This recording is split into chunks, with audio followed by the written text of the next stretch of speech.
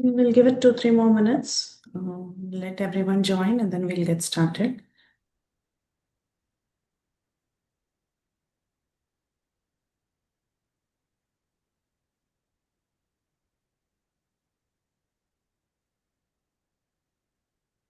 We give it 2-3 more minutes. And then we'll get started.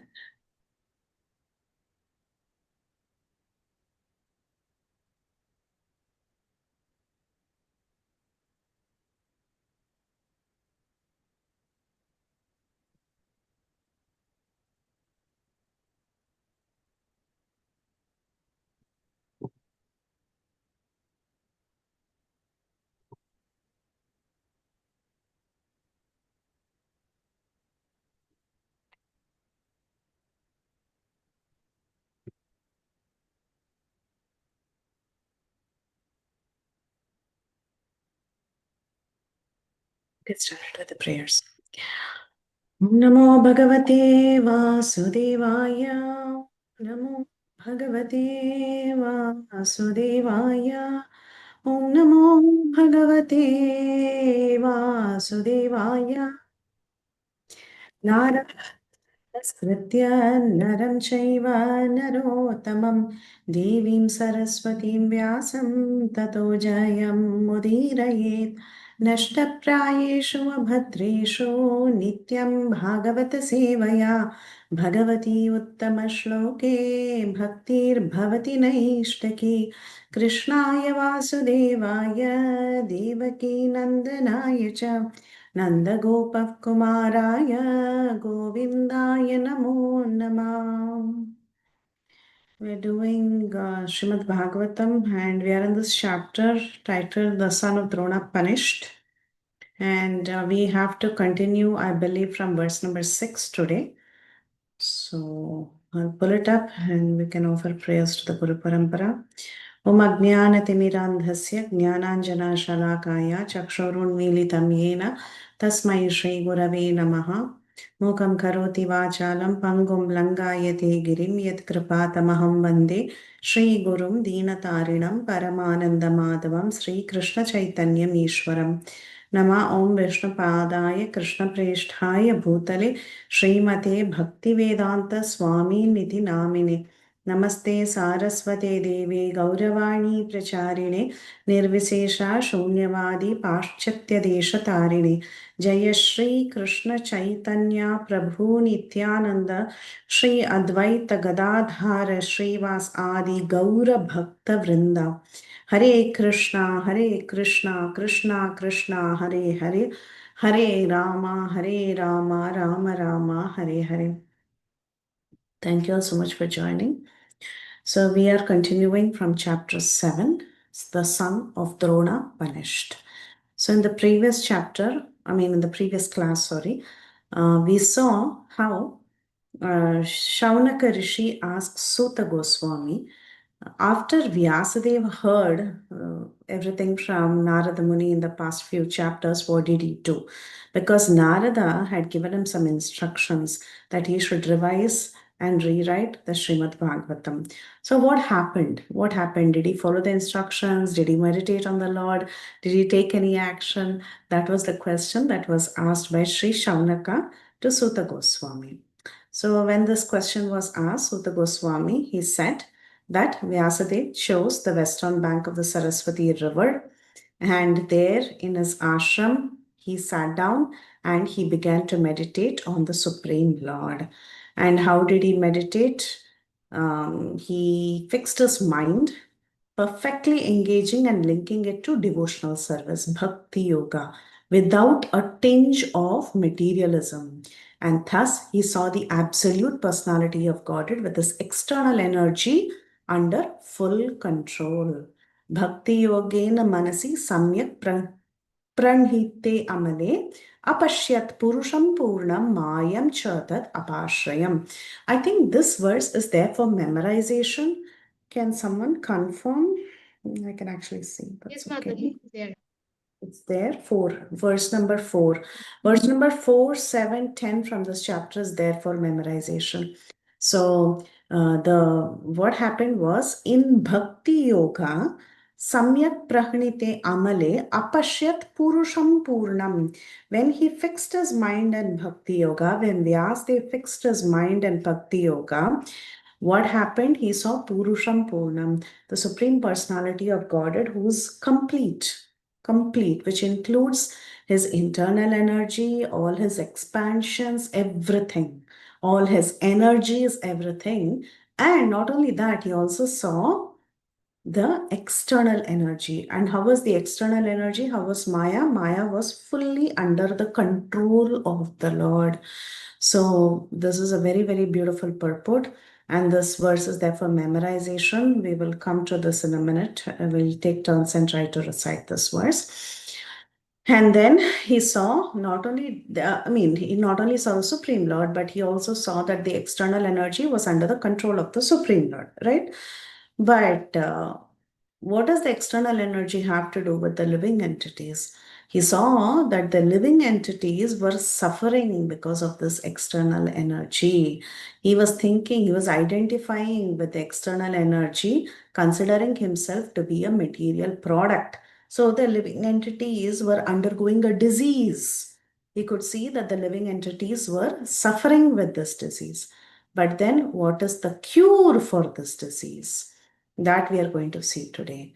Right from verse number 6 onwards, we'll discuss more about the material disease, and then we will also see the cure for this disease. Okay, so we can take some turns. Everyone can raise hand quickly.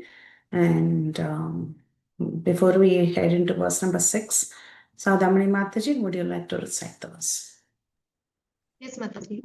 Bhakti yogena manasi samyak pranihite male apashyat purusham purnam mayam cha tad apashrayam. Thank you, Mataji, very much. Anybody else? Yes, Madhuramai Mataji. Then Hare Krishna Shyam Gopal. Mataji, Dharanat Pranam.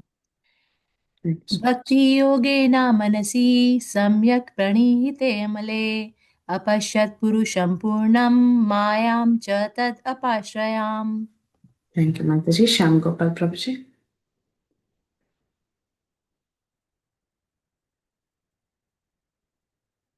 You have to unmute, Prabhu. Oh, sorry, I was being on mute. Bhakti yogena manasi samyak pranihite male apasyat purusham purnam mayam cha tad apashrayam. Shrayam. Thank you, Prabhu. Thank you so much. Yeah, so you may want to mark this. This is there for memorization. So we will continue from verse number 6. Then what happened? Okay. Anarthopashamam sakshat bhakti yogam madhokshaje lokasya janato vidvams chakare shashvata sanhitam. Translation, someone?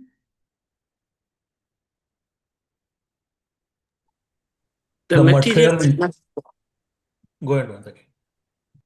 The material miseries of the living entity, which are superfluous to him, can be directly mitigated by the linking process of devotional service.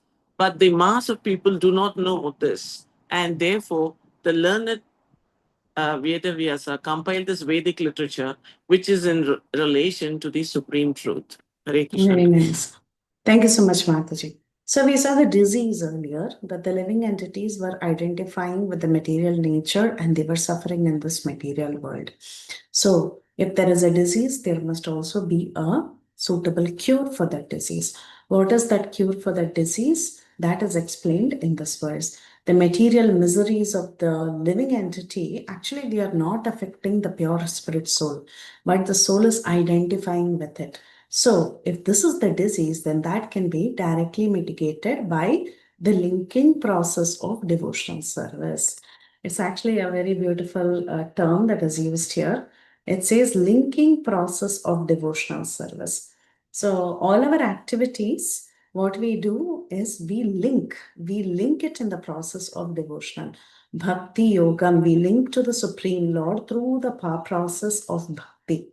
So it's called as linking process of devotional service. And practically, that's what we are doing every day in all our activities in this material world. But Vyasadeva was understanding that the mass of people, they are not aware of this. They are not aware that the solution is bhakti. So Vyasadeva, he specifically compiles this Vedic literature with more focus on bhakti. That is what he is asked to do. He had compiled a literature that somewhat gave the process of bhakti in a very condensed format, in a succinct format. But now he compiles a literature where the focus and elaboration is on the process of bhakti. So he's compiled this literature, Vedic literature, which is in relation to the Supreme Truth. So bhakti is always done to the Supreme Personality of Godhead. So in the purport, Srila Prabhupada mentions that Vyasadeva, he saw the all-perfect Supreme Personality of Godhead. Purusham Purnam, he's complete in all respects and he's perfect in all respects. So we should understand that the Supreme Lord, Purusham Purnam, consists of both the parts and parcels also. When he's seeing the Supreme Lord, he's seeing all the energies of the Supreme Lord. So he's seeing the internal energy, marginal energy, and he's also seeing the external energy. But the next line of that verse number 4 said that that external energy was under the full control of the Supreme Lord. So he saw the internal energy, external energy, marginal energy, who are parts and parcels, who are the living entities. He also saw the Lord's different plenary portions, parts of the plenary portions, his incarnations, and he saw how these parts and parcels, this marginal energy, is bewildered by the external energy. And after seeing everything, after seeing that the living entities are afflicted by a disease, he also saw a remedial measure for the conditioned souls, which is the process of devotional service. So this process of devotional service is very, very glorious. It is very easily performed. And how do you perform this devotional service? You begin with hearing and chanting the holy name, fame, glory, etc. Our processes of bhakti, we all know it as the Navavida Bhakti. We begin with hearing and chanting. So that is an integral part of the process of bhakti. So by doing so, by hearing and chanting, what are we doing? We are reviving our dormant affection or love for God. By chanting and hearing God's names, His form, His qualities, etc., we are trying to re-establish a relationship with God. That is called as bhakti. And this process of awakening the love of God, it does not depend on some mechanical system of hearing chanting. So the process is actually descending. It is not an ascending process. Though we are taking efforts to hear and chant the glories of the Lord, still, just because we are chanting the holy names or just because we are hearing the leelas of the Lord is not obliged to give love of God to us. It is a descending process. It comes by the causeless mercy of the Lord. So the other processes, what happens is, the sadhaka is depending on his own efforts. Whereas in the process of bhakti, we are completely dependent on the mercy of the Lord. We do not consider ourselves to be the independent doers. We are always looking toward the mercy of the Lord. And when the mercy of the Lord descends, that is when truly love of God is awakened. So when the Lord is fully satisfied with the efforts of the devotee, He may endow him with his transcendental service. Yes, effort is there, but that mercy has to come, just like we all quote Damodar Leela, right? 2 fingers short. So effort is there, but mercy is very important. We cannot tell the Lord, I demand the mercy. No, when the Lord sees our sincere efforts, He may endow. Again, there is no question of, I'm doing this, so you have to give this. This is equal to this. No, it's completely, Supreme Lord is Swarat. If He decides to give, He gives. If He doesn't decide to give, He doesn't give. But at the same time, we should understand He's a very, very loving God. Of course, He will give, but we cannot demand. That is the point. He may endow him, the living entity, with his loving devotional service. So But the beauty is, yes, we start hearing and chanting, and we look toward the mercy of the Lord. And if the Lord is pleased, He will give His mercy, and then we connect with God and we develop love of God. Fine. But then when you start this hearing and chanting itself, in the beginning itself, as you're hearing and chanting itself, what happens? Kleshagni and Shubhada. That means all the unwanted miseries of material existence is gone. That is the beauty of the process. The process starts working from day one. But we should not demand, oh, Krishna, I have to give you mercy. No. When He desires to give the mercy, He will give. But the process is very, very potent because this affection, this disease that we have, where we are suffering because of misidentification with material nature, that unwanted misery is mitigated from day one itself when you begin chanting and hearing. Such mitigation of material affection does not wait for development of transcendental knowledge. It starts the minute you start hearing and chanting. Rather, jnana, that is understanding who the Supreme Lord is and so on, all this is dependent on bhakti. It doesn't mean that only when you get jnana, you understand, you come to the point of bhakti. No, it's not like that. Rather, jnana is dependent on devotional service for the ultimate realization of the Supreme Truth. So all the other processes like jnana, dhyana, whatever it may be, vairagya, all of these, they are all byproducts of bhakti. Bhakti is not dependent on any of these. But as a byproduct, we may receive all of that. Okay? But what is really the final goal of this process? Establishing our relationship with God and awakening dormant love of God. That is what happens through this process. So that is the solution. So now let's see what's next. Yasyam vai श्रूयमानानं कृष्णे परमपुरुषे भक्तिर उत्पद्यते पुंसः शोकमोह भयापः. This is also there for memorization. We also had it. So if someone raise hands and recite Yasyam Vaishruyamananam. Anyone wants to try? Who wants to recite? Am I audible? Okay, Sadhamani Mataji is back. Yes, Mataji. I was waiting if anyone else. Okay. Yeah. यस्यां श्रूयमानायां कृष्णे परमपुरुषे भक्तिर् उत्पद्यते पुंसः शोकमोहभयापहा. Thank you, Mataji. And who's the next one? Madhuryamai. Yes, Mataji. Again. Hare Krishna Mataji. I was also waiting for others to take the turn, but it's okay. Yasyam Vaishruyamanayam Krishne Paramapurushe Bhaktir Utpadyate Pumsa Shoka Moha Bhayapaha. Thank you. And again, Shyam Gopal Prabhu. Thank you, Mataji.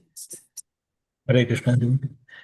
Yasyam vai shuyamānāyam Krishne paramapurushe bhaktir utpadyate pumsaha shoka moha bhayapaha. I'll try, Mataji. Yes, please. Yasyam Vaisrudamanayam Krishne Paramapurushe Bhaktir Utpatye Pumsa Soha Moha Bhayabaha. Mataji. Lalita Mataji. Hare Krishna. Yasyam vai manayam Krishne paramapurushe bhaktir utpayate pumsah shokamoha bhayapaha. Thank you so much. Thank you. And I'll read the word to word. Yasyam, the Vedic literature, why certainly Shruyamanayam, simply by giving oral reception, Shruya, coming from Shava, so you hear. Krishna, whom are you listening to? About? You're listening about the Lord Krishna. Krishna, Paramapurushe, he is the Supreme Personality of Godhead, Paramapurushe. Bhakti, feelings of devotional service. Utpatye, utpatyate. Utpatti means to create or to generate. Utpatti, right? So it sprouts up. Utpatyate, pumshaha, pumsha means living entities, shoka, lamentation, moha, illusion, bhaya, fearfulness, and all these are apaha, they get extinguished. So the translation of this verse is, simply by giving oral reception to this Vedic literature. Which Vedic literature? Srimad Bhagavatam. Okay, he understood that this is the solution and he decided to compile the Srimad Bhagavatam, giving focus to bhakti. So simply by giving oral reception to this Vedic literature, the feeling of loving devotional service to Lord Krishna, the Supreme Personality of Godhead, sprouts up at once from within. Love sprouts up at once to extinguish the fire of lamentation, illusion, and fearfulness. Very, very potent, very powerful scripture. So at once, the fire of lamentation, illusion, and fearfulness. This is the effect of hearing Srimad Bhagavatam. Chakravarti Path says, so hearing Srimad Bhagavatam has this potency. If you make others hear, then how much potency it will have. That's why we talk about giving Srimad Bhagavatam to others, having Srimad Bhagavatam classes, requesting people to join Srimad Bhagavatam classes and so on. So hearing and speaking, causing others to hear, arranging classes, everything has immense potency, and at once the fire of lamentation, illusion, and fearfulness is destroyed. So purport of Prabhupada. He says, we have so many senses, and of which the ear is very, very effective. And we had, I think in this forum only, we had discussed it earlier about the hearing sense. The hearing sense is extremely powerful, and even in a state of deep sleep, it is still very active. Like, for example, how do you wake up? Many of us, we wake up because of the sound of the alarm, or we wake up when there is a sudden noise. So these are the things that will help us to wake up. So the sense works even when a man is in a deep sleep. Therefore, we can even protect ourselves from the hands of an enemy while awake or while asleep just through the ear. And in fact, research also says that it is one of the last senses to leave the body. So there are some, one by one, all our senses, they become inert as the soul is leaving the body, and the ear is the last thing. So till the last minute, even if when a person is in coma, that person is able to hear. They say whatever is happening in his surroundings. So it is very, very important to hear Shruya Mayanam. You should hear about the glories of the Lord. You should hear the holy names. Yes, chanting is very important, but even when you're chanting, what are you doing? You're hearing the holy names.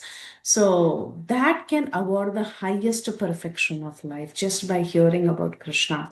It can relieve us from all the three material pangs. What are the three material pangs in inputs? What could it be? Adibhutik, Adi, Devik, Adhyatmik. Klesha. True. Yes. So we are constantly tormented by these three, Adhyatmik, Adi Daivik, and Adi Bhautik.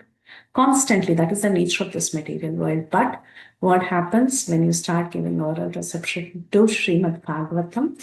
You become free from these three material pangs. And yes, we are in this material world.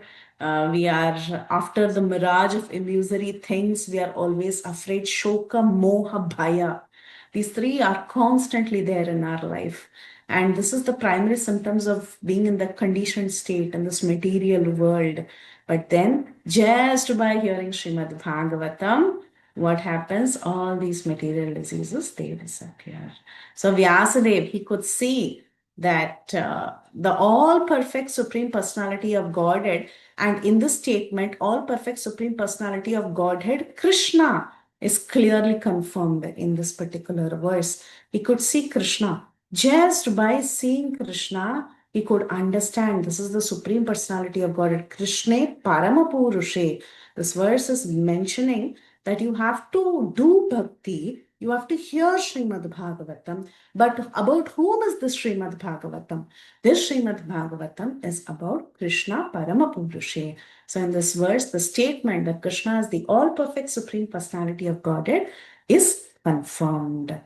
And what happens when you hear about the Lord? Yes, initially Shoka, Moha, Bhaya, all this is gone. But then what is the final goal? Like we discussed in the previous purport, the ultimate result of devotional service is to develop genuine love of God. And Prabhupada very nicely, he says that sometimes we use the word love in this material world to talk about the relationship between man and woman. But actually, love can truly mean only the relationship between the living entities and Sri Krishna. The rest of the relationships are mostly lust. It is about satisfying my senses, giving me happiness. That is the nature of the so-called love of this world. It is mostly lust. Okay, it is a perverted reflection of the true love that the living entities have with the Supreme Lord. So we living entities, we are always dependent on the Lord. We are Prakriti and He's Purusha. Krishna is just not any Purusha, He is Parama Purusha. He is the Supreme Personality of Godhead. So the love, the affection between the Lord and the living entities is, it is somewhat like the so-called love of this world, but then it is much more than that, because the love of this world is somewhat perverted. It's mostly lust. So, devotional service, we begin by hearing about the Lord. And when you hear about the Lord, we should understand the Lord's name, form, qualities, pastimes are non-different from Him. The Lord is absolute in all respects. Therefore, He and His subject matter are non-different. That means we are coming in immediate contact with Him through this transcendental sound vibration. So what's happening when you're hearing? How come Shoka, Moha, Bhaya, Apaha is happening? It is happening because you're coming in direct contact with the Lord. Instead of material association, instead of illusory engagement, what is happening? We are coming in contact with the Supreme Lord. So in this world, we are in illusion and we are identifying with so many different isms. Communism, what is that? Socialism, like that, so many isms in this world is there. And because of all these isms, there is no true love between man and man, between two human beings. There is no true love. But then when you hear the Srimad Bhagavatam, what happens? There is all this complexity of the materialism is removed from the heart, and true peace is re-established because you're in immediate touch with the Lord. So when you come in touch with the Supreme, when you come in touch with the ultimate pure, then what happens? Everything around you becomes pure. So Prabhupada is telling there are so many foolish politicians. They go on holding some peace conferences everywhere and they are not attaining any success. But then what is the best method to attain ultimate peace? It is through encouraging everybody to hear about Krishna. When you hear about Krishna, the heart automatically gets purified and pure love is awakened. Krishna, some people ask, okay, how do I know Krishna is the Supreme Personality of Godhead? So Prabhupada is telling there are hundreds and thousands of evidences in revealed scriptures and so many acharyas. They have revealed that Krishna is the Supreme Personality of Godhead. Not only that, there are so many devotees in the Dham who have had personal experience of Krishna in places like Vrindavan, Navadvip, Puri Dham, and so on. Not only that, the Kaumudi dictionary, this Krishna definition is directly given as the son of Yashoda, the Supreme Personality of Godhead. He's defined as Parabrahman in all the scriptures and all the dictionaries of ancient India, of ancient Sanskrit. So the conclusion is just by hearing the Vedic literature of Srimad Bhagavatam, that is all describing about Krishna, what happens? We come in direct contact with Krishna. And because of that, first what happens? We transcend worldly miseries, illusion and fearfulness, shoka, moha, bhaya, apaha.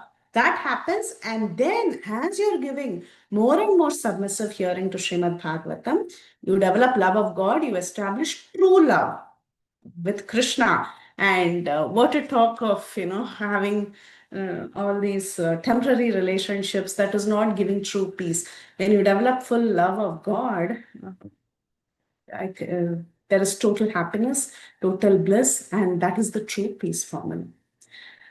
So that is what is mentioned in this purport. So far, what did we see?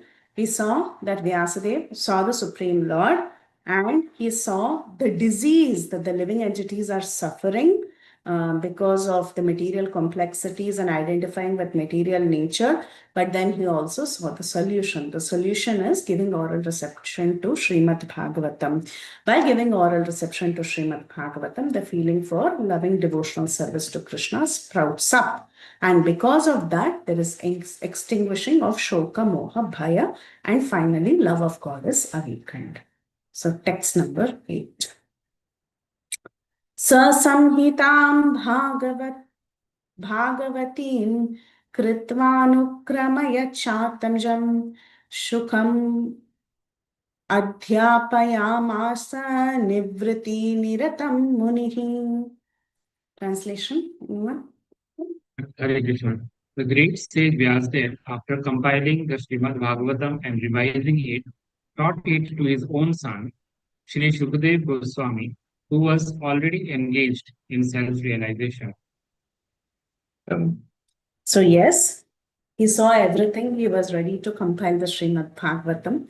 And what did he do after compiling the Srimad Bhagavatam? He revised it. Okay, he revised it as needed. And he taught. Anukramaya means by correction and repetition. That is the word used for revision. Okay, so you see, Saha, that Samhitam, Vedic literature. Samhitam means a Vedic literature is called as a Samhitam. Bhagavatam, in relation to the Supreme Personality of Godhead, Kritva, having done, Anukramya, by correction and repetition, because Bhagavatam was already there. But then he had to realize the importance of bhakti. He could understand this is the medicine. So I have to give focus on the medicine. And he did Anukramya. And whom did he teach to? Is it enough if you just compose something and close the books and keep it on the shelf? No, you have to distribute it. You have to disseminate it. And whom did he choose to teach the Srimad Bhagavatam?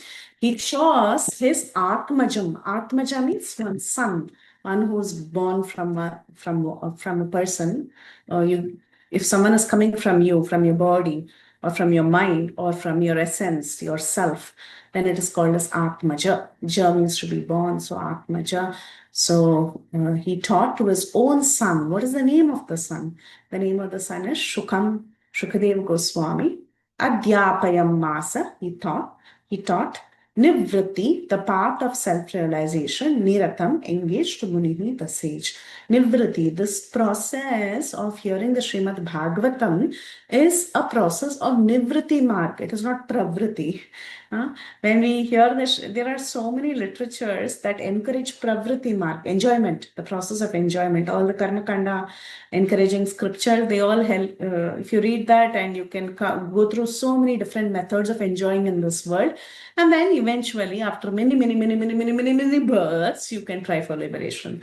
But then this is the path of self-realization, Bhagavatam. It is Nivritti Marga. So just by hearing the Srimad Bhagavatam, you can attain self-realization. So what did he do? He taught this to his own son, Shukadeva Goswami, who was already engaged in self-realization. So here, this book also encourages self-realization, Srimad Bhagavatam. It goes more than self-realization, but the book is even a book that can attract those who are already engaged in self-realization. The Shukdev Goswami, he was already a great jnani. He was a person who was engaged in self-realization. Vyasadeva took the efforts to teach a person who's already self-realized this process of hearing the Bhagavatam. He taught the Bhagavatam to him. And what is encouraged in Bhagavatam? It is not some pravriti enjoyment. It is nivriti, but not ordinary nivriti. It is the ultimate essence of all liberation, which is love of God. Okay, now Srila Prabhupada, what does he say in the purport? He says, this Srimad Bhagavatam is a natural commentary on the Brahma Sutras. So, self-realization, Nyaya Shastra, is nothing but the Brahma Sutras. What are the Brahma Sutras? So, there are the 4 Vedas, there is over 108 Upanishads, and the essential meaning of the Upanishads are recorded in aphorisms. And these set of aphorisms, some 355 or something, depending on the Sampradaya, there are so many aphorisms that give the essence of what the Upanishads are meant to tell us, which is the Vedanta. So it is also called as Vedanta Sutra or Brahma Sutra. And this was compiled by whom? It was compiled by Srila Vyasadeva. Now, Vyasadeva had compiled the Brahma Sutras. He had compiled the Vedas, he had compiled the Upanishads, he had compiled the different Puranas, he had compiled everything, but still he was dissatisfied and he wrote the Srimad Bhagavatam. So this Srimad Bhagavatam, he could understand that it is a natural, when he was dissatisfied with everything that he had written so far, he wrote the Srimad Bhagavatam. That means you can understand that this Srimad Bhagavatam is a natural commentary on the Vedanta Sutras or the Brahma Sutras that is compiled by Srila Vyasadeva. Satyam Prabhu, you want to say something? Hare Krishna Mataji, Dandavat Pranam, Jai Shri Prabhupada. Yes, Prabhuji. To all the devotees here. Mataji, you mentioned like 300 and something aphorisms there in Vedanta Sutra, but Vedanta Sutra, maybe I'm getting confused. Like there are only 4 of them, right? Only 4 sutras. We know Atato Brahma Jignasa, Janmadyasya Yataha, Shastra Yonitvat, like that. These are famous, that's all. But there are so many. It's true. 355 according to some. The way it is put together, some people put it as 355, some 345, like that. Yeah. So it begins with Athato Brahma Jignasa. So all those are called like Vedanta Sutras. They're all sutras. Sutras is basically an aphorism, a statement that is derived from the Upanishads. What the Upanishads want to teach us, right? That is put together as aphorisms, a compilation of aphorisms. And whenever an acharya has to come and establish a siddhanta, that is, for example, you have different siddhantas, like you have Dvaita, Advaita, Visishtadvaita, we have our Shakti Parinama or Achintya Beda. So when you come up with such philosophical tenets, you'll have to comment on Nyaya Shastra, Shruti Shastra and Smriti Shastra, which means you'll have to comment on the Bhagavad Gita, which represents the Smritis because it's a part of Mahabharata. You have to comment on the at least 10 Upanishads, or at least a few Upanishads basically. And then you have to comment on the Nyaya Shastra, which is the Brahma Sutra. So once you comment on all of these, then consistently, depending on how you comment and what philosophical conclusions you're deriving from your commentaries, you establish a Siddhanta and a Sampradaya. So that's how traditionally, even to this day in Varanasi and other places, there are debates. If when you're ready to establish a Siddhanta based on Shastra, Vedic tradition, you have to write commentaries and you'll have to go and debate with the already established Siddhantas. And then when you're acknowledged, you develop a Sampradaya. So like that. It's very key. It is very important. Brahma Sutras are very. Thank you, Mataji.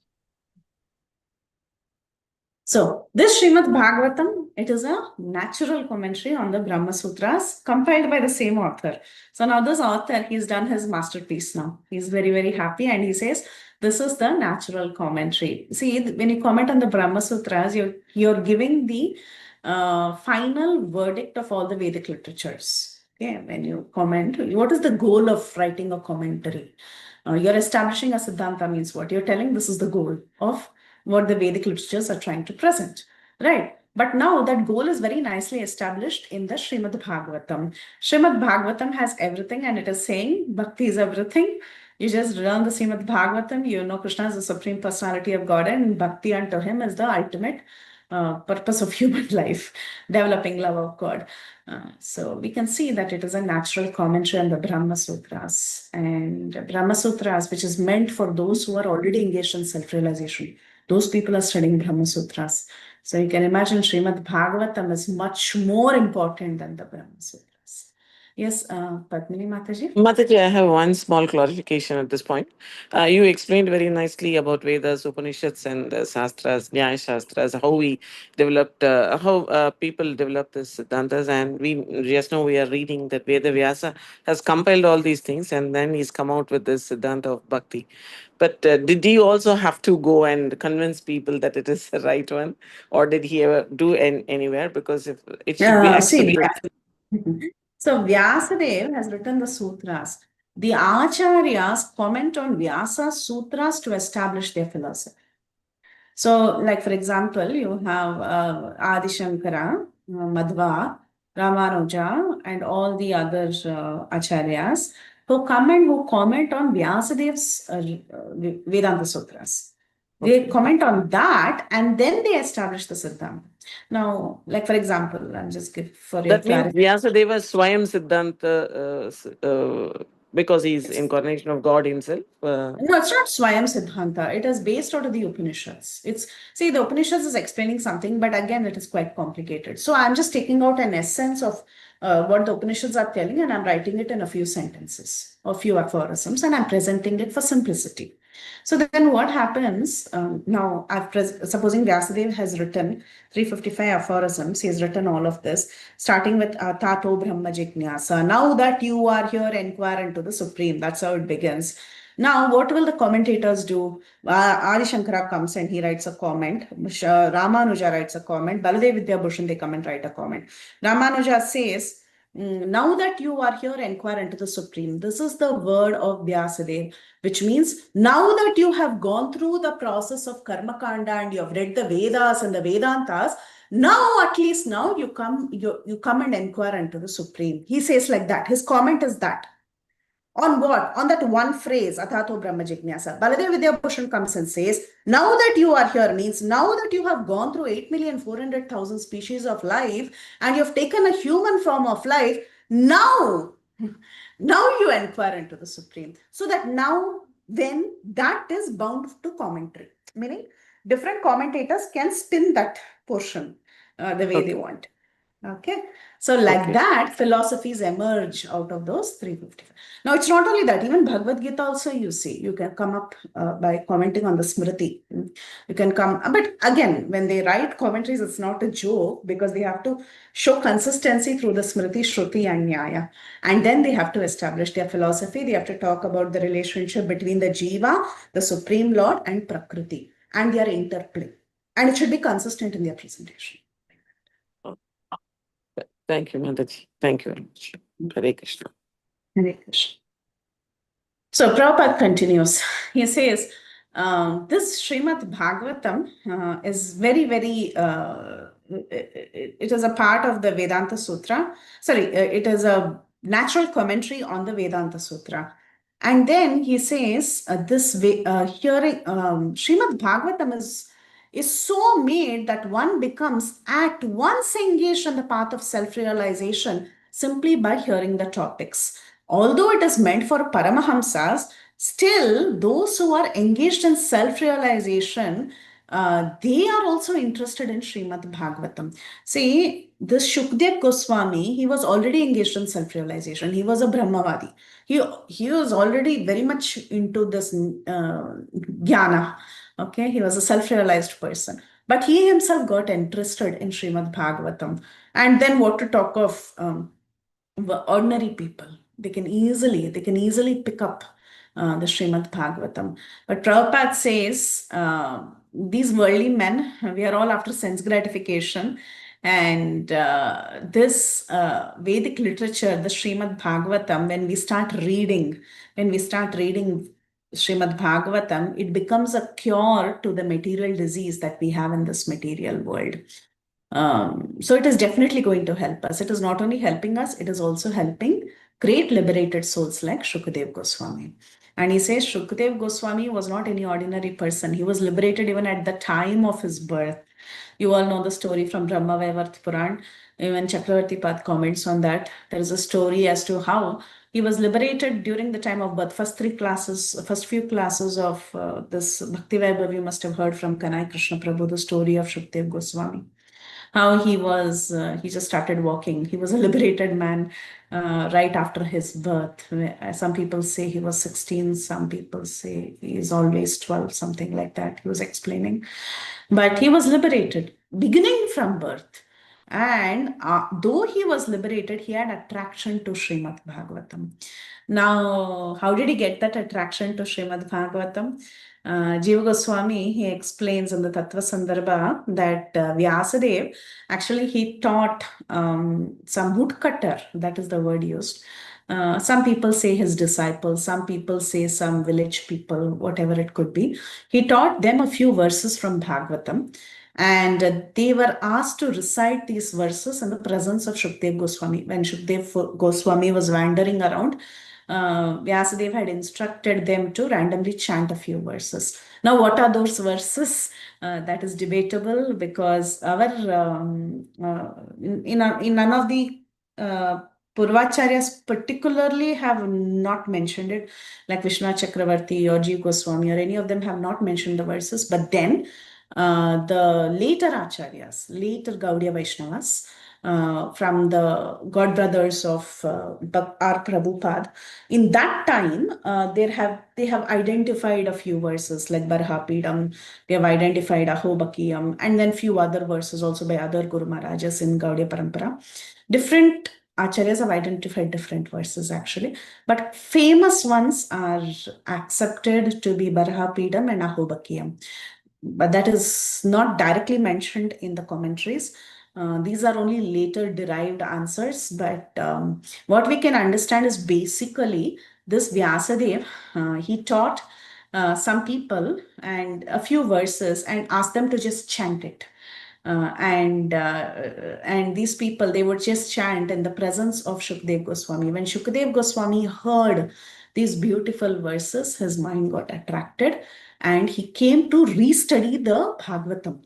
Tattva Sandarbha explains that Vyasadeva, when he saw that he's hearing these verses and he's coming back, he came and he studied systematically, properly under Vyasadeva. First, his heart had to be attracted because he was already self-realized and he walked away. So how to attract his attention? You should attract his attention by chanting some beautiful verses about Krishna. That was the strategy.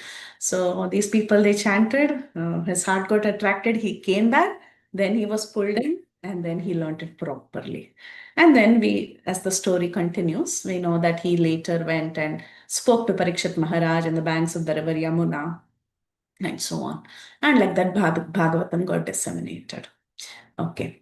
So Prabhupada, he continues to mention a few other facts. He says, among mundane scholars, there is some diversity of opinion about the date of compilation of Srimad Bhagavatam. But however, we can understand that Srimad Bhagavatam was compiled before the disappearance of Parikshit and after the departure of Lord Krishna. Otherwise, how Parikshit will hear it, right? So after the departure of Lord Krishna, why? Because we have already heard that this Srimad Bhagavatam is like it has dawned after the son of Krishna set. We saw this Krishna Swadhamo Pagate. We have seen that verse. So because of that, it has appeared after the disappearance of Lord Krishna, but before the disappearance of Parikshit Maharaj. So basically, when Parikshit Maharaj was ruling the world and he was the king of Bharatvarsha, he had chastised the personality of Kali.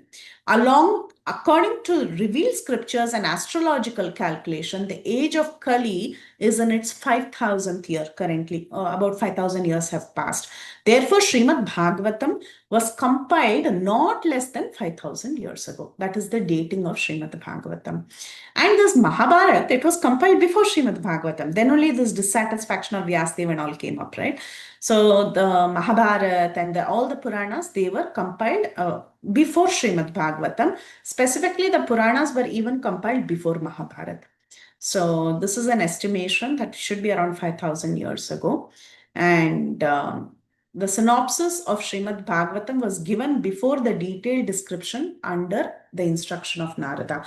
This is also mentioned by Srila Prabhupada in his purport that he did give a shortened version, a condensed version of Srimad Bhagavatam earlier, along with all the 18 Puranas. But then now he has given us a more elaborate one. focusing on bhakti after he heard from Narada Muni.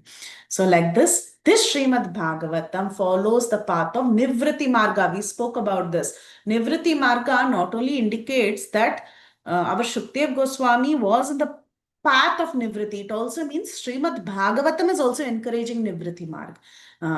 And in fact, the path of Pravritti was condemned by Narada Muni.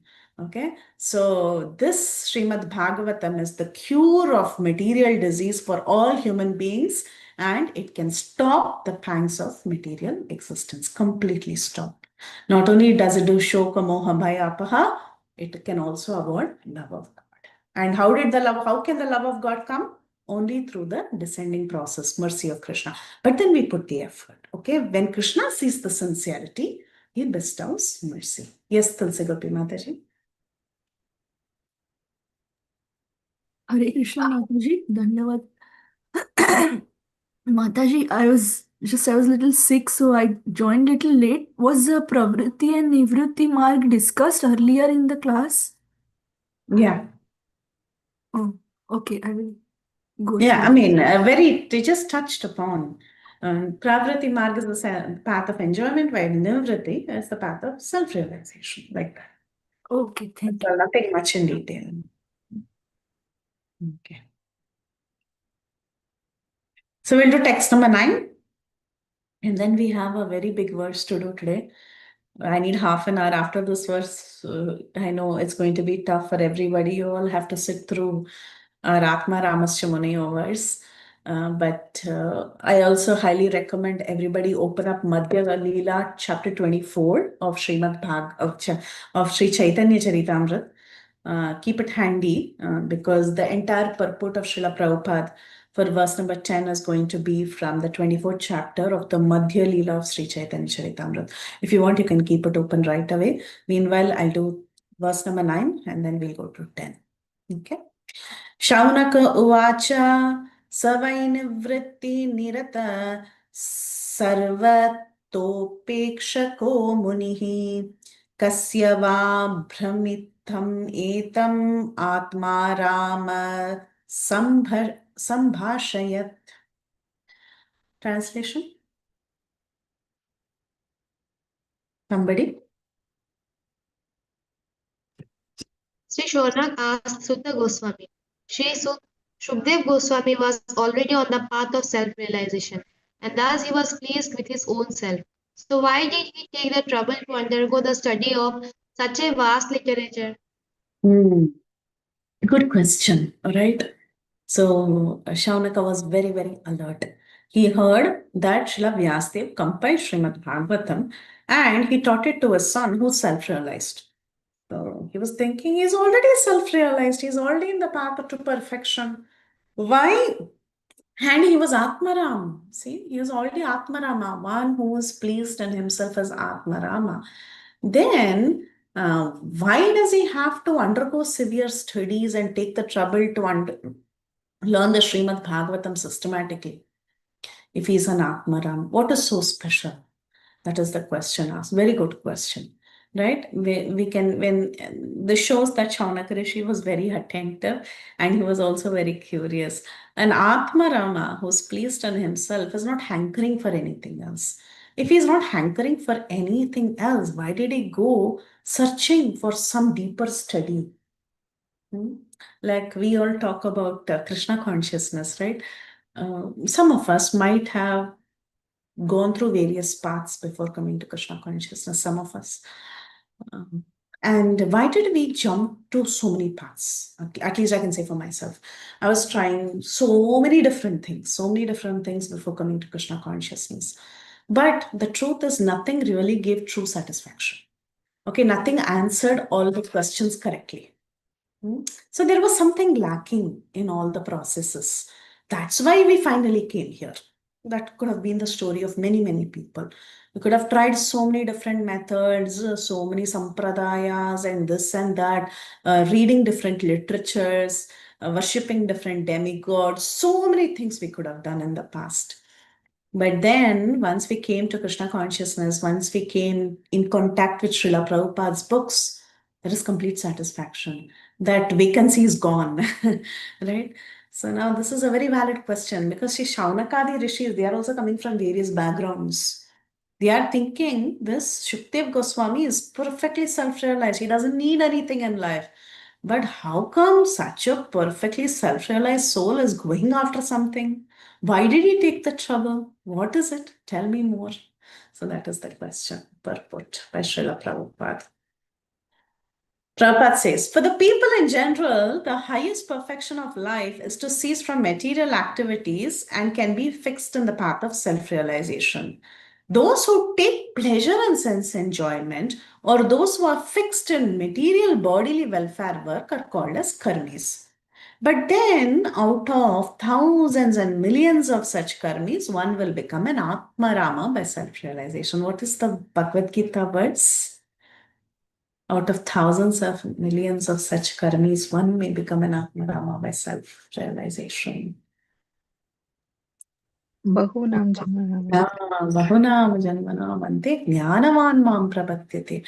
Yes, but then Vasudeva Sarvamiti Samahatma Sudurlabha. But then Atma, okay, so basically everyone is interested in sense enjoyment. And out of thousands of millions of such karmis, one can become an Atmarama by self-realization. It is very rare. It is very rare to become self-realized. Now, what is Atmarama? Atma means the self, and Arama means to take pleasure. So it is very rare to see a person who is Brahmabhuta Prasannatma, who is taking happiness in the self. So the truth is everybody is searching after that pleasure. In fact, they're not searching for any pleasure. They are searching for highest pleasure. Anandamayobhyashat. That is another Vedanta Sutra that is heavily commented. Anandamayobhyashat. Every living entity is searching for happiness, but they don't know where that happiness is. But where is that happiness? That happiness, yes, according to some people, it is within, but it is within, okay, that is for Gyanis, but then it is actually truly present only in the service of the Lord. That is true Ananda. Anandamaya. True bliss is when you understand that you're the servant of the Lord and when you're engaged in the service of the Lord. So everyone is searching after highest pleasure, but the standard of pleasure will be different from one to the other. An ant is also searching for pleasure. He is going after that little particle of sugar. My Guru Maharaj says, everybody, you see, every living entity in this world, they are making so many arrangements just to be happy. Even that ant is running after sugar. Even a cockroach is waiting when it will get its a little bit of food. And even we living entities, we are trying various ways to increase our standard of pleasure. But what is a true pleasure? True pleasure is in the self, especially when the self is engaged in the service of the Lord. So here it is mentioned, therefore the standard of pleasure enjoyed by the karmis is different from that of Atmaramas. Karmis are also enjoying, but the Atmaramas, the bliss that you see in them, it is totally different. Atmaramas are indifferent to material enjoyment, and Shukadev Goswami had attained that stage. If he was an Atmaram, very self-satisfied, always blissful, very happy with himself, then why did he take the trouble if that is the pinnacle of happiness? What was he hankering for further? That is the question. Why did he take the trouble to study the Srimad Bhagavatam? This means, Prabhupada is telling, this means that Srimad Bhagavatam is a postgraduate study even for Atmaramas who have surpassed all the studies of Vedic knowledge. So it is a postgraduate study even for a personality like Shukdev Goswami. So question was asked by Shaunakadi Rishis about why Shukdev Goswami, he was an Atmaram. Now we are going to verse number 10, very famous verse. Also there for memorization. So we'll have some volunteers raise hands and then everybody please memorize this verse. I'm sure it is there in the exam. I don't know if it's an essay question. I don't remember. Anyone knows if it's an essay question? No? Okay. We'll read the verse and we'll take notes. Sutta uvacha Atmaramascha munayo nirgrantapi urukrame kurvanti ahaitu kim bhaktim ittam bhuta guno hari. Anyone wants to recite? 3-4 people recite, that way we can keep hearing. Divyangi Lalita Mataji. सुत उवाच आत्मा रामश्च मुनयो निर्ग्रन्था अपि उरुक्रमे कुर्वन्त्यहेतु किं भक्तिम् इत्थं भूतगुणो हरिः. Thank you, Mataji. Jayalakshmi Mataji. सूत उवाच आत्मा रामश्च मुनयो निर्ग्रन्थ अभिवृक्रिये कुर्वन्ति यकै दुःखिं भक्तिम् इत्थं भूतगुणो हरिः. हरे Thank you, Mataji. Thank you. Thank you so much. Anybody else? Shyam Gopal Prabhu?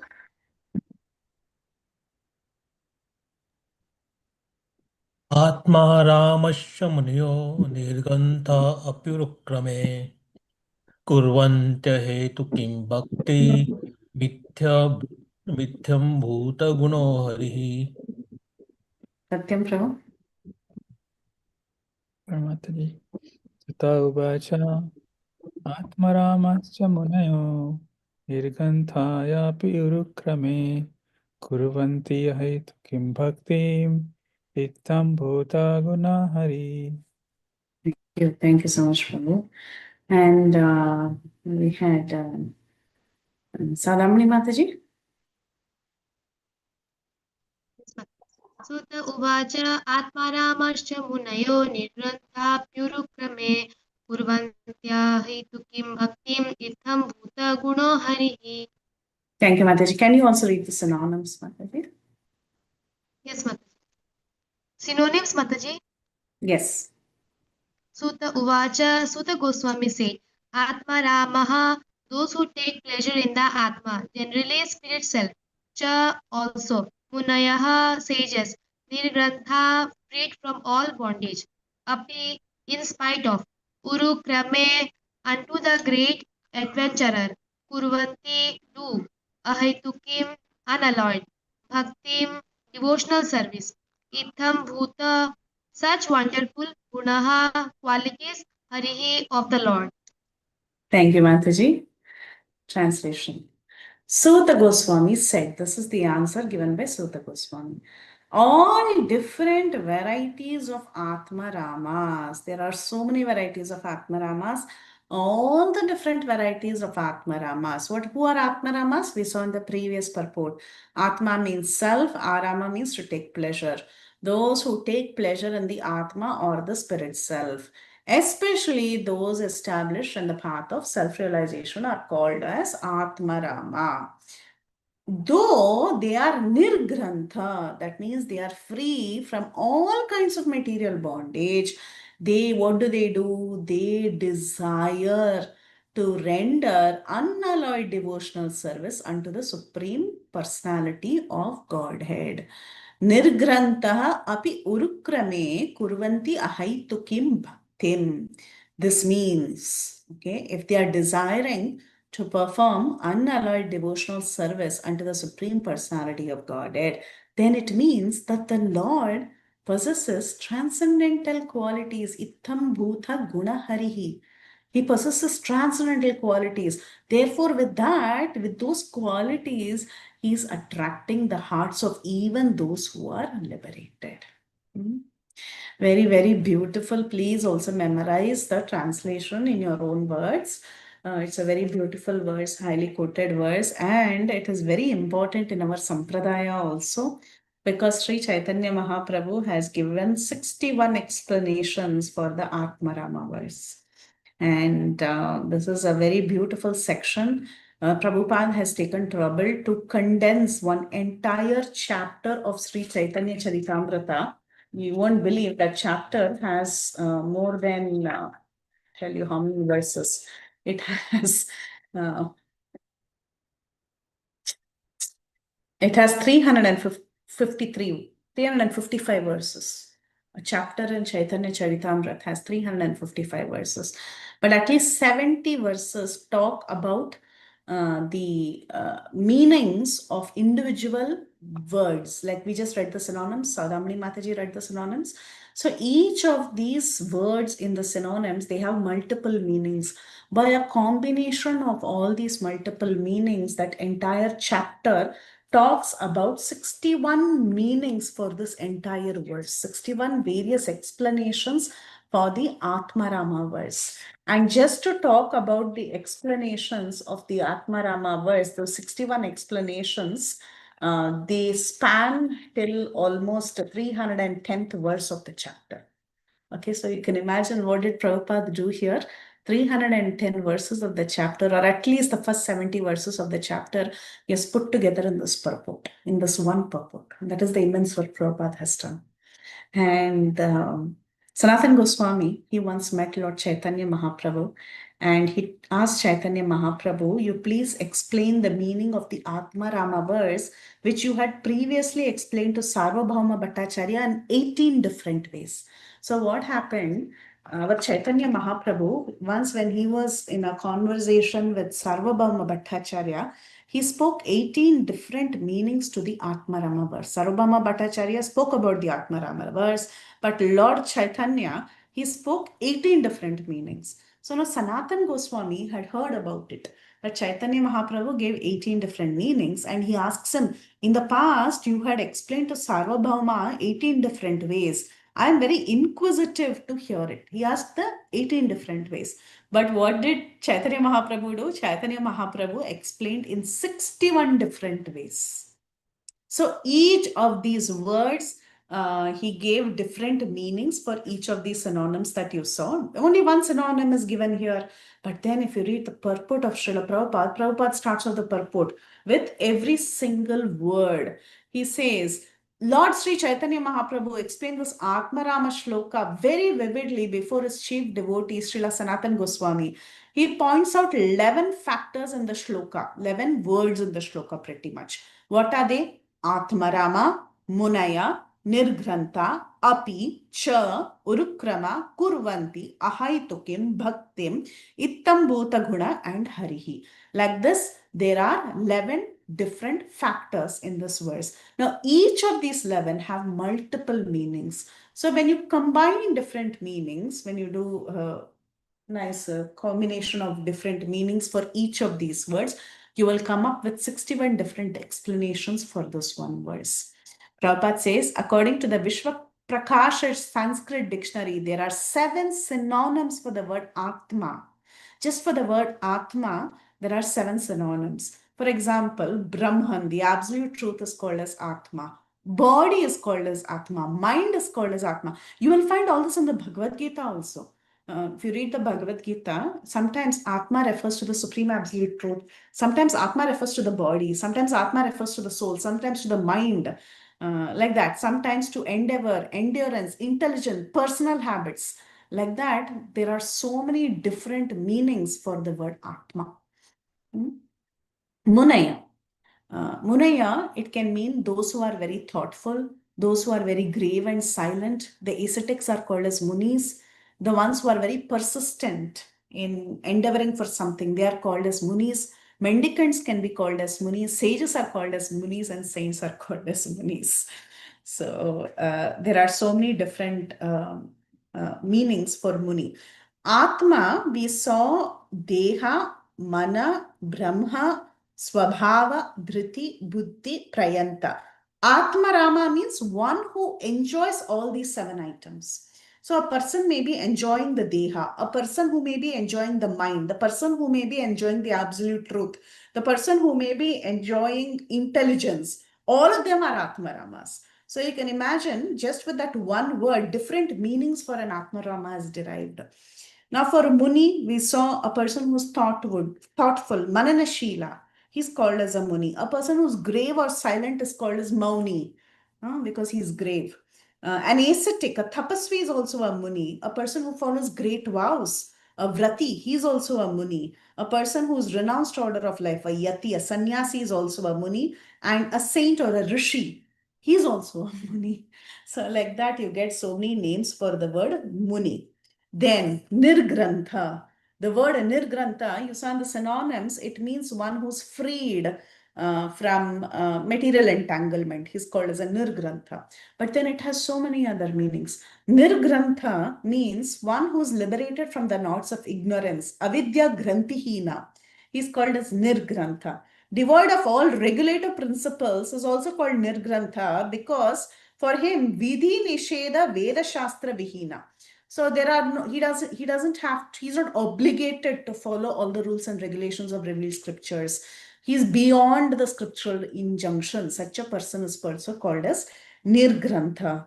A person who is illiterate is also nirgrantha. Grantha means text. Nirgrantha means a murkha. A person who's illiterate, who's not studied the granthas, is also nirgrantha. A person who's low-born, who's nicha, he's also nirgrantha. A person who's misbehaved, like a mlecha, is a nirgrantha. A person who doesn't have respect to scriptures, shastra rikta ghana, he's also a nirgrantha because he doesn't care for the scriptures, he doesn't respect the scriptures. And a capitalist, a person who's after money, he's also nirgrantha. A person who has no riches is nirdhana and he's nirgrantha also. So like that, there are so many meanings for the word, so many meanings for the word nirgrantha. So basically, when you add the prefix ni, it is used in a sense of, sometimes it is used in the sense of ascertainment, in the sense of gradation, in the sense of constructing or forbidding. Just the prefix can have different meaning, and grantha can mean riches, it can mean a thesis, it can mean a composition. So just the word nirgrantha can amount to different meanings it can convey. Okay, so we saw the different meanings for Atmarama, for Munaya, for Nirgrantha. Prabhu, you want to say something? Shyam Gopal Prabhu, I saw someone raised hand, or is it old raised hand? It is old race. It is old race, Prabhu, Mataji. Okay. Anyone else raised hand? Suddenly something popped in. Yes, Mataji, I raised hand. Yeah. Mataji, Uruchin, I saw somewhere this word Uruchin, Urchins, etc. What are those? In the purport, there's a word called Urchin. Chin? Urchins. Yes, I thought that was something Nirgrantha. degraded, right? What Who's is that? illiterate? Urchin is of course it is it says, okay, let's do a Google. What is the meaning of urchin? It's a sea animal, it says, but then I thought it's in the, like you say, street urchins, meaning someone who's very degraded, who's impoverished, who's rejected, and who's very low. Such a person is called as an urchin, like a low bonicha. And Mataji, in one of the previous. Where is it? By the way, I didn't see it. Someone. It's in the. Mataji, it's there in Nirgrantha paragraph. In other words, the fools, illiterates, urchins, etc. Oh, okay. Street urchins, like that. Yeah. There are small children on the streets who may not know any of You may these. not know. Yeah. They are called urchins. Okay. And in the one of the previous purport, there is this word called Kaumudi dictionary. What is that? There are various Sanskrit original dictionaries, like you have the famous Panini Sanskrit grammar. The grammatical rules are all mentioned in certain ancient dictionaries. Upadeva also has given good grammatical Sanskrit. Sanskrit dictionary. Right. Yes, Mataji. Yeah. So like that we have different, like the Vishwa Prakash dictionary and so on. So many dictionaries are there in Sanskrit. So these are bona fide dictionaries of Vaishnavas. Okay. Shabdakosh, for example, very famous. Everyone quotes Shabdakosh, right? Okay. Yeah, Shabdakosh. So like that, these are ancient Vedic text dictionaries for Sanskrit grammar. Okay. So Nirgrantha, the text for, we saw for ni can mean so many things and grantha can mean so many things. Because of the combination of ni and grantha, you can derive many meanings.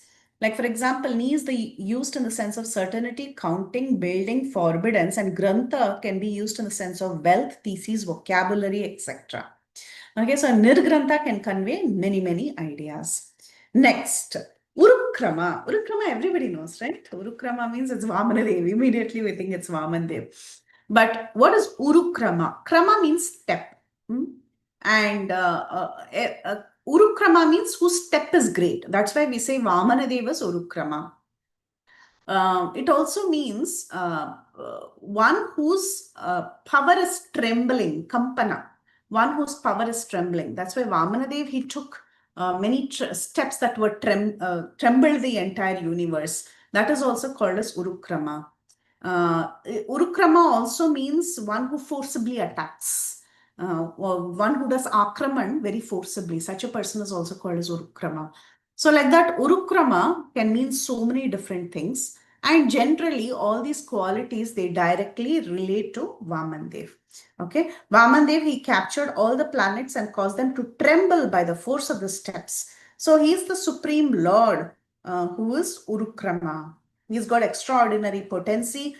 He maintains, by his conjugal potency, he maintains Goloka Vrindavan. By his 6 opulences, he maintains Vaikunta. By his external potency, he creates the material universe. And by his all-pervasive feature, he expands into the entire creation. And by his extraordinary potency, he is holding and maintaining all the universes. So like that, he is the one who's Urukrama, and everything is applicable to him only. So all these different features of the Supreme Personality of Godhead is applicable only to the Supreme Lord, Urukrama. That is one of his names. And just by the systematic arrangement is also called as krama, the meaning of krama. If you divide the meaning krama, it can mean, krama means potency or shakti. Krama means systematic arrangement, like you have krama sandarbha by Srila Jeev Goswami. It's actually a commentary. But what does that mean? Very systematically, in a proper krama, he's presenting the Srimad Bhagavatam. He's presenting a commentary with the correct fall of events in Srimad Bhagavatam. So it's called a systematically arranged Srimad Bhagavatam commentary, krama sandarbha, a proper order. Krama also means moving. Krama means kampana, trembling. So like that, there are so many meanings for the word Urukrama. And you add Uru to it, extraordinary, then you get so many meanings for the word Urukrama. Then this one, Hetu, Prabhupada goes to Hetu. Okay, let's do it in Prabhupada's way. Hetu means causal, cause, something that causes. There are many causes for one's sense satisfaction. They can be chiefly classified as material enjoyment, mystic powers, and liberation, which are generally desired by progressive persons. Yes, Saudamani Mataji? Mataji, I think we missed Kurvanti. We missed what? Kurvanti Mataji. After Urukrama, it was Okay. I'll just follow then Chaitanya Charitamrita, and then if we are missing anything from the purport, we'll pick it up later. Okay, so we didn't do Kurvanti, you said. Okay. Kurvanti. Kurvanti means to do something for others. In connection, generally, Kurvanti, when you use the word Kurvanti, it doesn't mean that you're doing for self. It means you're doing it for somebody else. So, which means that you're doing it in connection with Krishna, for the satisfaction of Krishna. Krishna's Sukha Nimitta is called as Kurvanti. Kurvanti refers to doings for something else. Prabhupada has also mentioned. It means that the Atma Ramas render devotional service only unto the Supreme Lord, not for one's personal interest. They are doing it for the pleasure of Lord Urukrama. So Kurvanti means doing it for others. Krishna Sukha Nimitta iti Kurvanti. So you're doing it for Krishna's pleasure. The next is Ahaituki. Hetu means causal, and Ahaituki means without any other cause. Okay, which means without motives of bhakti, first of all. See, when we are doing bhakti, sometimes our hidden motive is bhakti, enjoyment. We are thinking, if I do this bhakti, I will get something for my enjoyment. So, but bhakti should not be done with a motive. Ahaituki. What is that verse? Here, what is that verse?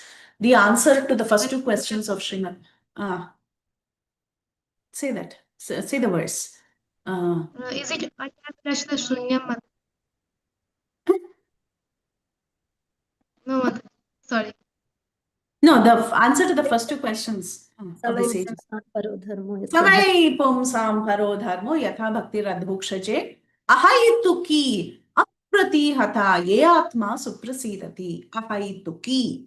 So without any external motive. So what are the motives one can have? One can have motives of bhukti, which is unlimited types of enjoyment. One can have motives of siddhi. There are 18 different types of perfection one can desire. One can also have motive for mukti. So bhukti, mukti, siddhi. All these motives are covered in that word ahaituki. Bhakti should be done ahaituki, without motives for bhukti. There are so many varieties of bhukti. There are 18 varieties of siddhi. There are 5 types of liberation. What are the 5 types of liberation? Come on. Salokya, Samkhya, Sarshti, Sarupya, Sayojya. Sayojya. Very nice. So there are 5 types of mukti. When one is freed from all these contaminations, then only he can bring Krishna under control. So you should not have bhukti, mukti, siddhi. Then only it is ahaituki. For you to do bhakti, which is ahaituki, to bring Krishna under control, you should not have all these hetus. Okay, Tulsi Gopi Mataji. Mataji, what is the 18 type of siddhis? Is it in any Bhagavad Gita purport? It will be in Bhagavatam. I will send it in 11th canto. There is Ashtamaha Siddhi and minor siddhis, 10 minor siddhis. I will send that. Okay, thank you. Okay. So there are 18 different perfections, 5 types of liberation, unlimited sense enjoyment. Ahaituki means without any of these motives. Now, ahaituki what? Ahaituki bhakti. Kurvanti ahaituki bhakti. So they should do bhakti. Okay. So this bhakti has 10 meanings. What are the varieties of bhakti? One is sadhana bhakti. We all do sadhana bhakti, right? That is what we are doing. Either we are doing Vaidhi sadhana bhakti, but in a mature state, people do raganuga sadhana bhakti. So sadhana bhakti is just one variety, bhakti by principles. And then there are 9 varieties of prema bhakti, it seems. Okay, sadhana bhakti is only one, but the varieties of prema bhakti are 9, which is rati, prema, sneha, man, pranaya, raga, anuraga, bhava, and mahabhava. They say Mahabhava Swarupini, Radha Thakurani, right? She is the one who is Mahabhav Swarupini. So this is the highest form of prema bhakti is Mahabhav. So rati, prema, sneha, man, pranaya, raga, anurag, bhav, and mahabhav.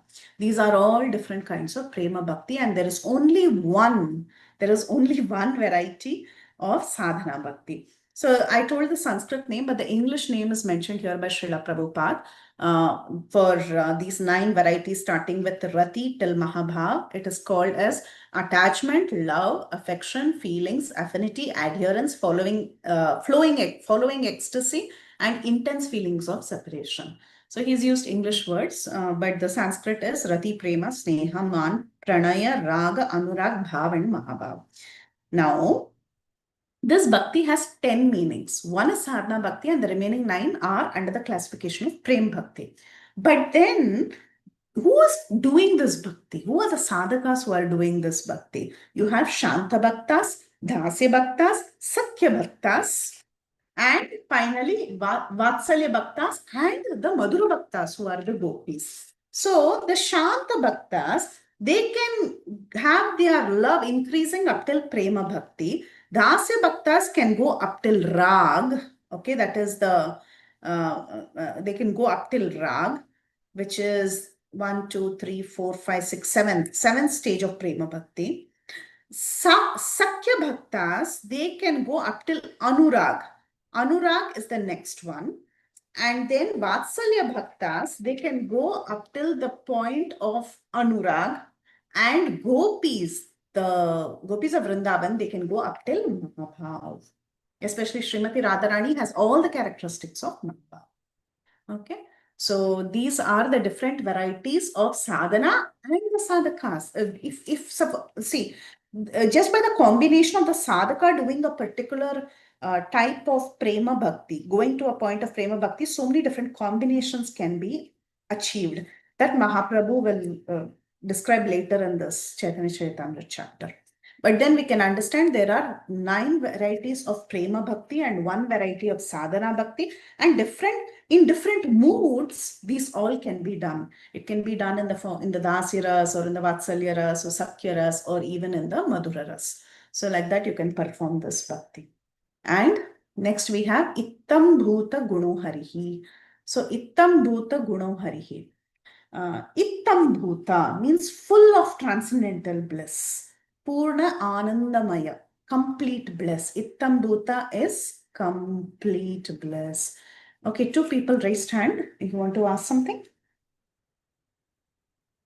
Mataji, my question was about the purport on Bhakti, where the Prabhupada is saying about 81 different qualities, and above such activities is the transcendental practice of devotional service, just called sadhana bhakti. I didn't understand what those 81 different qualities are, Mataji.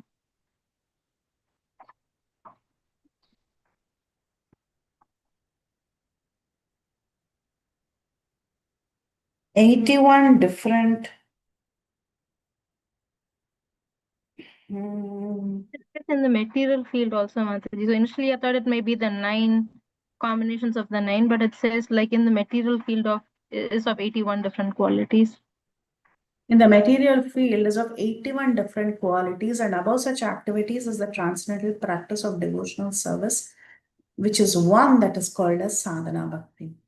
The material field is 81 different qualities. I'm sorry, I didn't even take note of that. It's my mistake. I should have looked at it clearly. But we can find out. We can find out. I think it is devotional service for bhakti, that category. Oh, is that what he's meaning here? I think because I think in earlier you said bhakti is 81 categories, siddhi is 18 categories, and No, there is 81 types of impure devotion. Mataji, actually in bhakti, it is unlimited, Mataji. Oh, It's okay. unlimited. Okay.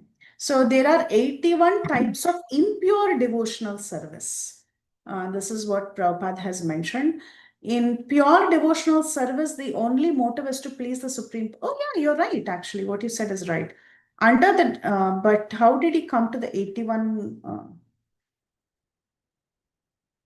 Because impure means, like you said, having other motives. That is impure. What you said is correct. But if you combine the bhukti, mukti, and the siddha kamas, you will get a combination of 81. Here, this is the Okay. verse. Devotional service in the modes of ignorance, passion, and sorry, again, we are wrong. This is the answer. Devotional service in the modes of ignorance, passion, and goodness can be divided into 81 categories. There are different devotional activities such as hearing, chanting, remembering, worshipping, offering prayer, rendering service, and surrendering everything. And each of them can be divided into 3 qualitative categories. Here, there is chanting in the mode of passion, in the mode of ignorance, and in the passion of goodness. Similarly, there is chanting in the mode of ignorance, passion, and goodness. 3 multiplied by 9 gives 827, and when again multiplied by 3, it becomes 81. One has to transcend all such mixed materialistic devotional service in order to reach the standard of pure devotional service. This is there in Srimad Bhagavatam purport of 329.10. Teachings of Kapila Dev. If you go 329.10, in that purport, you find the 81 mixed material processes of devotional service. So basically, you're doing the Shravanam, Kirtanam, all that in the mode of ignorance, passion, and goodness. Okay. Thank you. So thank you, Mataji. So that is like the 3 modes into 9, that is 27, Mataji. Again, And then the next. Yes, Mataji. So he says there is hearing in the mode of passion, in the mode of ignorance, and in the mode of goodness. Similarly, there's chanting in the mode of ignorance, passion, and goodness, etc. 3 multiplied by 9 equals 27. And when again multiplied by 3, it becomes 81. one has to transcend all of this. I remember. Why it's multiplied by 3, Mataji? There is 3 modes and then 3 Bhukti Mukti Siddhi. Is it why it's 3? And then why we multiply by 3?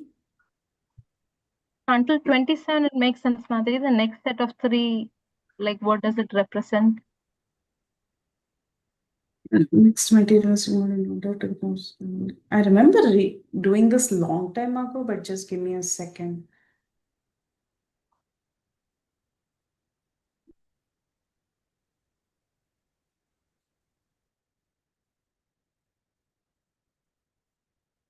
The devotee worships the Supreme Lord and resolves on free to work in the mode of goodness. Brahmana, Kshatriyas, Vaishyas, Shudras, along with Brahmachari. Okay. When such activities perform, results offered to the Supreme Lord as karmarpanam. There are inability rather than pure devotion. The four ashramas, this cannot be counted as category. Pure devotional service is free from material desires. Anyapilashita shunyam. Devotional service should be transcendental to fruit of activities or empiric. Yeah. So I think it is Bhukti Mukti Siddhi only. You're right. You have to multiply it by Bhukti Mukti Siddhi because the previous purport, it says that there can be excuse for personal material interest. Devotional activities must be transcendental to fruitive activities and empiric philosophical speculation. Pure devotional service is transcended to these material qualities. Shall I open Vishwanath Chakravarti Thakur's commentary on 329, 11 to, no, this is what is the verse? 81 qualities. Which one did I say earlier? 10, Mataji. 10. 3? 29, 10. 10. Okay, let me open Chakravarti. He'll probably give the correct full calculation.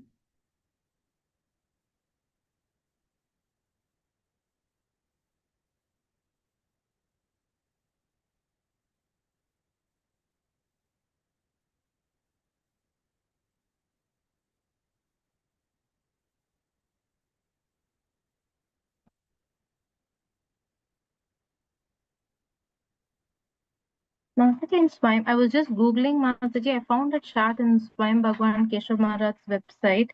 So there are 3 categories given under ignorance, passion, and goodness. I'll just put that in the chat, Mataji. Then? So there's given 3 categories are given, Mataji. So I think that is the 9 variations, and then 9 into 9 is 81.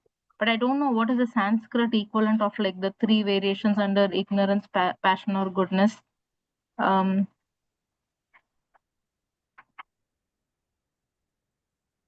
Ignorance, passion, goodness, performed with envy, anger towards others. So you're saying the ignorance, passion, and goodness has 3 varieties in it? That's what I could read from the chart, Mataji. Down it's written like 9 variations into 9 limbs. But like those 9 variations, I don't know, like what are the 3? Maharaj is given in English saying that under ignorance there are 3, passion there is 3, goodness there is 3. But yeah, I don't know what those categories of ignorance and passion stand for. Okay, so you're saying there are 3 varieties of ignorance, 3 varieties of goodness, 3 varieties of passion. So 3 into That's what I got from this chart, Mataji. Yeah, but yeah, I don't know too. Yeah. I'm just trying to open 329, 10. 1 second, I'm still in fourth canto. Let me 328 I've gone. 329, 10, right? Is that the correct one? I also Yes. Okay, 329, 10. 10 years. Okay, yeah. like, for example, Yeah, here we go. He worships out of duty, having obtained rules and okay, let me share screen so everyone can see.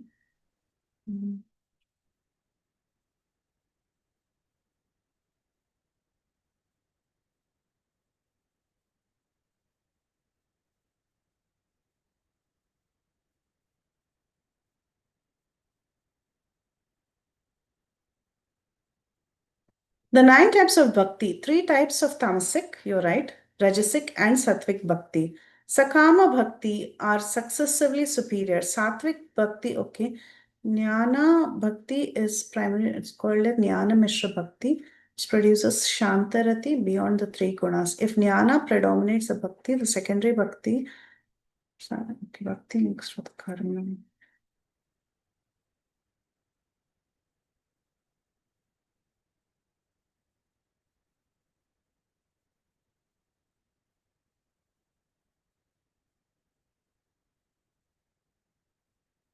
There are 9 types of bhakti, 3 types of tamasic, rajasic, and sattvika bhakti.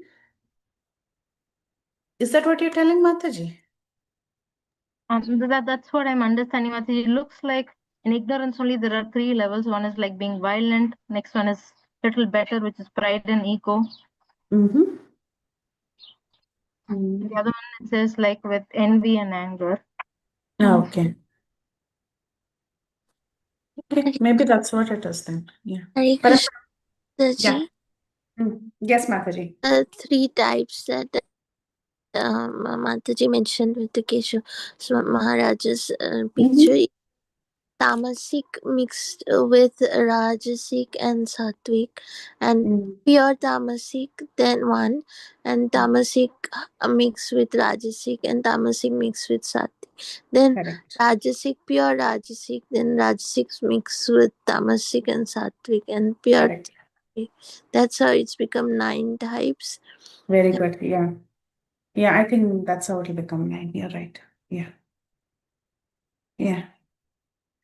It's a mixing of the 3 modes. The 3 gunas, they mix in different with each other. Like goodness mixes more with rajas, goodness will mix with ignorance. Similarly, just goodness. Passion mixed with ignorance. Passion mixed with goodness, just passion. Intermix.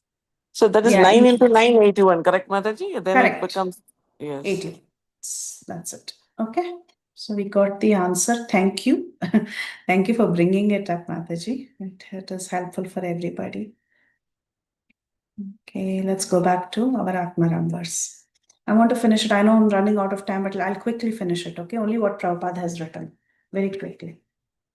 Okay, so we went to Kurvanti, then we did Ahaituki, then we got the meanings of Bhakti, then Ittambhuta. Ittambhuta means full of transcendental bliss. So much so that even merging into Brahman is like the hoof print of a calf. That bliss that you get from Brahman mergence becomes like a hoof print of a calf. Okay, so Ittambhuta, full of transcendental bliss, Purna Anandamaya.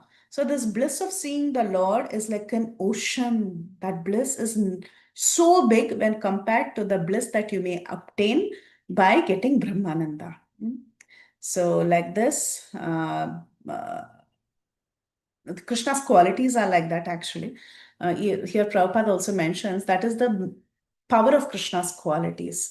That Krishna, when you have Krishnanubhavam, that is when you enjoy the glories of Krishna, that happiness, that Ittambhuta guna, that happiness that you have is so much more enjoyable or so much more blissful than the bliss that one can attain through Brahmananda, simply because we have the examples of great personalities like the 4 Kumaras, Shukadeva Goswami and others whose mind got attracted to Krishna's lotus feet.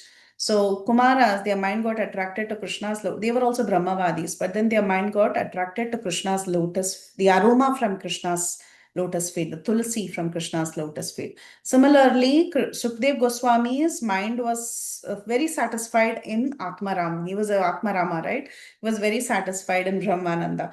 But then he was carried away by Krishna's pastime, although he was situated in a transcendental position. And of course, we see how the gopis, their minds were attracted to Sri Krishna so much. Rukmini, she just got attracted to Krishna just by hearing about Krishna. So like this, Krishna, he attracts everybody. He attracts the mind of young girls. He attracts the mind of elderly ladies, even in parental affection. He attracts the minds of both male and female in servitorship. So like that, Krishna is the most attractive. He can attract everybody, and the bliss obtained by worshipping Krishna is so much more than Brahmananda. So Ittam Bhuta Guna Harihi. So now we have the word Hari. Hari has two chief meanings. What are the two chief meanings of Hari? Hari means one who, Harim Harati Papani. This is very famous. It is there in many places, that Krishna takes away all the impious things, inauspicious things from the devotees. Sarva Amangala Hare. Hare means to steal. Okay, he removes all the Amangala. He is Hari.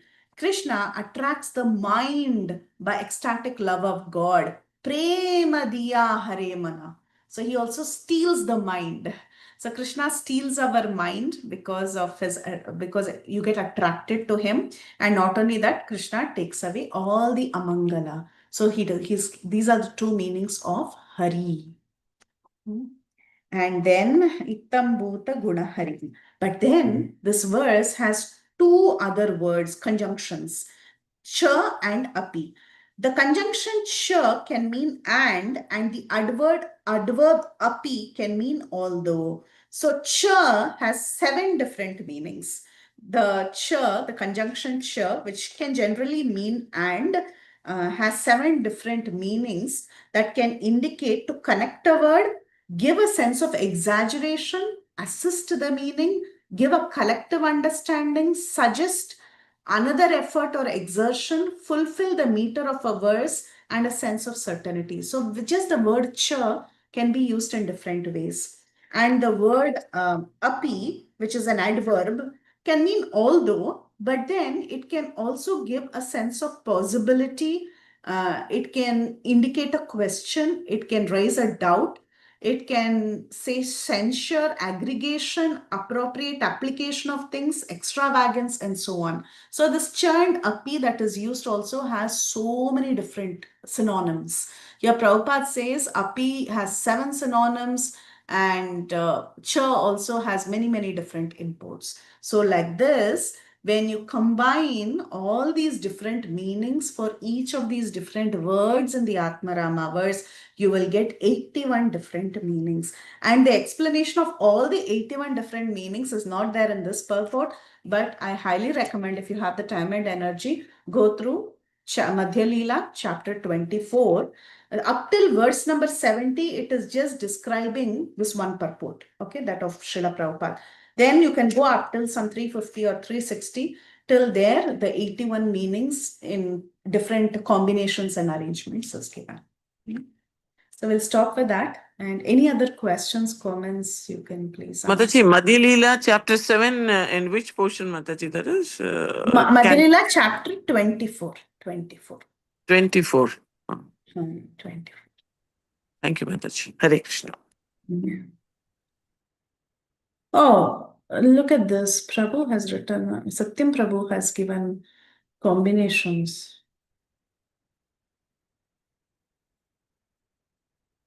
Yeah, that's another I saw like in ChatGPT I just typed. So it's Oh, okay, ChatGPT. Okay. But it's interesting, Prabhu. Yeah. Yeah. Nice. Okay. Okay, anything else?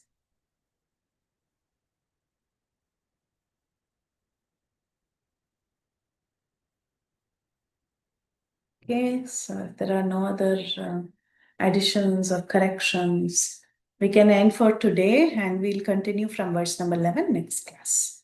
Thank you all for the inputs. Vancha kalpatarubhyascha kripa sindhubhyevacha patitanam pavanebhyo vaishnavebhyo namo. Hare Krishna. Hare Krishna. Hare Krishna. We'll end here. Thank you.